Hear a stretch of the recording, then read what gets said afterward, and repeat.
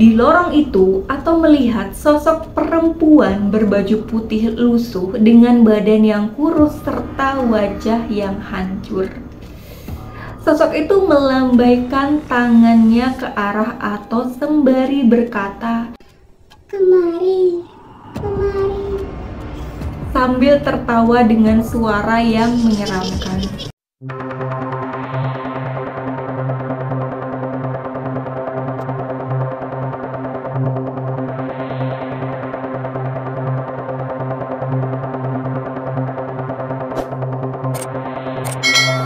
Hai guys, assalamualaikum. Terima kasih udah mampir di channel aku. Seperti biasa, aku akan membahas atau menceritakan kisah-kisah horor nyata dan kejadian-kejadian mistis yang dialami oleh sobat horor kita. Dan buat kalian yang belum nonton video aku dari episode 1 sampai dengan episode sekarang, kalian bisa cari di playlist judulnya Kisah-Kisah Nyata. Selebrasi dulu nggak sih guys? Karena udah sampai di episode ke-38. Kisah horor kita guys. Aku ucapin terima kasih buat kalian yang selalu setia nongkrongin channel aku. Jangan lupa juga untuk selalu support channel aku dengan cara subscribe, like, dan juga komennya. Oke, gimana kisah horor minggu lalu guys? Apakah kurang menyeramkan? Emang sih ada yang bilang katanya tuh kurang serem gitu guys. Makanya malam ini aku pilihin satu cerita yang menurut aku tuh cukup seram. Dan cerita ini dikirim oleh Ato di Jakarta. Dia tuh bercerita tentang pengalaman horornya saat dia berada di rumah ibu tirinya yang berada di Jawa Barat. Yang katanya dia melihat sosok perempuan dengan badan yang kurus serta wajah yang hancur. Penasaran gimana kisahnya? Nggak usah banyak batu decot lagi, kita langsung aja ke ceritanya. Cekidot. Jadi, kisahnya Ato ini terjadi udah lama banget guys, sekitar tahun 1998. Saat Ato berusia 7 tahun, orang tuanya ini bercerai dan ayahnya Ato ini, sebut aja namanya Pak Bambang, menikah lagi nih dengan seorang perempuan, sebut saja namanya Bu Ningsih. Nah, Bu Ningsih ini orang Jawa Barat, tepatnya tuh di Desa Tasik. Singkat cerita, saat kenaikan kelas 4 SD, Pak Bambang ini memutuskan untuk membawa Ato dan adiknya ke kampung halamannya Bu Ningsih. Ato dan adiknya pun pindah sekolah ke Tasik. Sedangkan Pak Bambang ini tetap stay di Jakarta karena Pak Bambang ini harus bekerja. Dan dia juga berjanji untuk pulang setiap 2 bulan sekali. Di rumah Bu Ningsih ini dihuni oleh orang tua dan juga kakaknya Bu Ningsih. Dan juga jarak ke rumah Bu Ningsih serta rumah lainnya ini lumayan jauh. Dan di belakang rumah Bu Ningsih ini ada sungai kecil dan juga pohon bambu. Itu yang membuat rumah Bu Ningsih ini terkesan menyeramkan gitu guys. Bahkan pada siang hari, setiap hari hanya terdengar suara gemericik air sungai dan gesekan pohon bambu. Singkat cerita, setelah Ato mulai terbiasa, dia tuh main-main lah nih sama temennya yang bernama Warjo. Ato dan Warjo ini pergi ke sebuah sekolah yang lumayan jauh dari rumah Bu Ningsih. Dan di sekolah itu terdapat pohon yang cukup besar. Nah, mereka main-main tuh di sekitar sekolah itu hingga menjelang maghrib.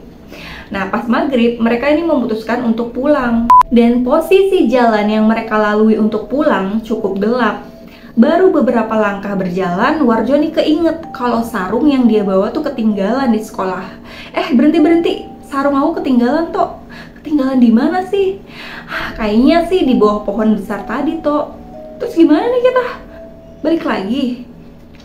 Ya iya toh, gitu kan. Akhirnya mereka berdua itu balik lagi ke sekolah itu. Setelah sampai, mereka langsung menuju ke pohon beringin besar dan mencari sarung Warjo. Saat sedang mencari, mereka dikejutkan oleh suara benda jatuh dari arah ruang kelas. Mereka berusaha nih mengabaikan suara itu. Namun, pandangan Ato tertuju pada lorong sekolah yang gelap. Di lorong itu, Ato melihat sosok perempuan berbaju putih lusuh dengan badan yang kurus serta wajah yang hancur. Sosok itu melambaikan tangannya ke arah Ato sembari berkata, "Kemari, kemari." Sambil tertawa dengan suara yang menyeramkan. Atau yang melihat itu tuh dia langsung nge-freeze dan nggak bisa ngapa-ngapain. Nah, Warjo yang ngelihat atau bengong dan keringetan ya auto ditanya kan sama si Warjo ini, "Tok, kamu kenapa sih bengong gitu? Udah ya kita pulang," sambil lari. Atau yang masih gemeteran saat itu, tapi dia mencoba ikut Warjo lari dari area sekolah itu. Keesokannya, Ato tuh nggak masuk sekolah, badannya demam. Dan semenjak kejadian di sekolah itu, Ato selalu diteror oleh sosok yang sama. Singkat cerita, 2 hari kemudian Ato udah mulai kembali nih bersekolah. Sepulang sekolah, dia tuh langsung menuju ke tanah lapang untuk bermain bola. Dan sekitar jam 5 sore, Ato ini memutuskan nih untuk pulang. Dan di perjalanan pulang, dia udah ngerasa nggak enak. Ato denger ada suara langkah kaki orang yang kayaknya tuh banyak banget gitu. Dia coba untuk lihat ke belakang, tapi nggak ada siapa-siapa. Ato akhirnya mempercepat jalannya dan sedikit berlari hingga tibalah dia di rumahnya. Lalu dia bergegas nih untuk bersih-bersih. Setelah itu dia memutuskan juga nih untuk tidur lebih awal. Sekitar jam 10 malam, adiknya Ato ini, sebut saja namanya Ani, terbangun dan minta diantar ke kamar mandi. Dan lokasi kamar mandinya ini berada di belakang terpisah dari rumahnya. Dan tepatnya di sisi sungai. Ato ini meminta Ani untuk cepat-cepat nih karena Ato tuh udah ngerasa nggak enak. Dan benar aja saat sedang nunggu Ani, tiba-tiba ada sosok laki-laki berbadan agak gemuk dengan kulit yang keriput membiru kayak mayat yang lama terendam air dan berbau anyir. Sosok itu berjalan ke arah Ani yang sedang buang air. Atau langsung memberanikan diri nih menghampiri Ani lalu membaca doa sebisa mungkin. Hingga akhirnya si sosok itu tuh menghilang.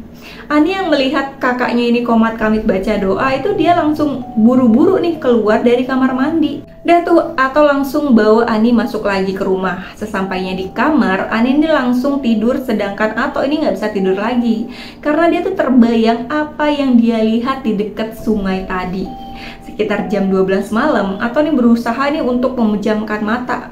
Tapi dia mendengar suara perempuan yang pernah dia dengar sebelumnya, yaitu suara sosok wanita yang Ato lihat di lorong gedung sekolah. Suara itu berkata, "Kemari, kemari, tolong saya," sambil sesekali menangis. Karena penasaran nih, Ato memberanikan diri untuk membuka jendela kamarnya dan memastikan asal dari suara itu.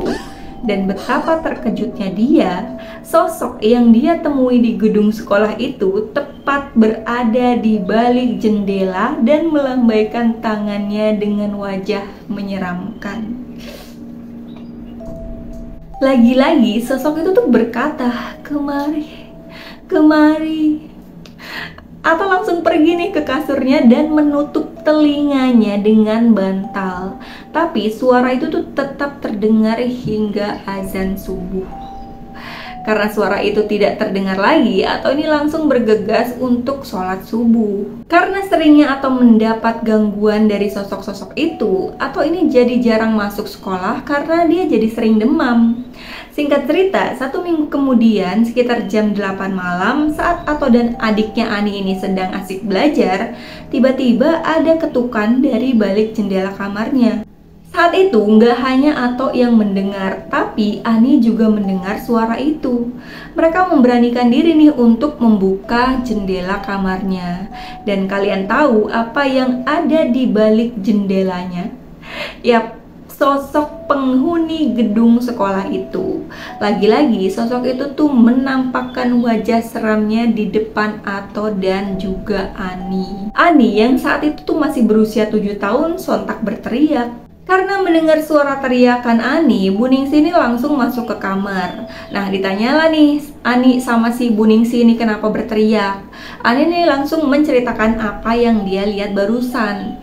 Bu Ningsih yang mendengar itu tuh langsung bertanya nih ke Ato seakan tahu sesuatu.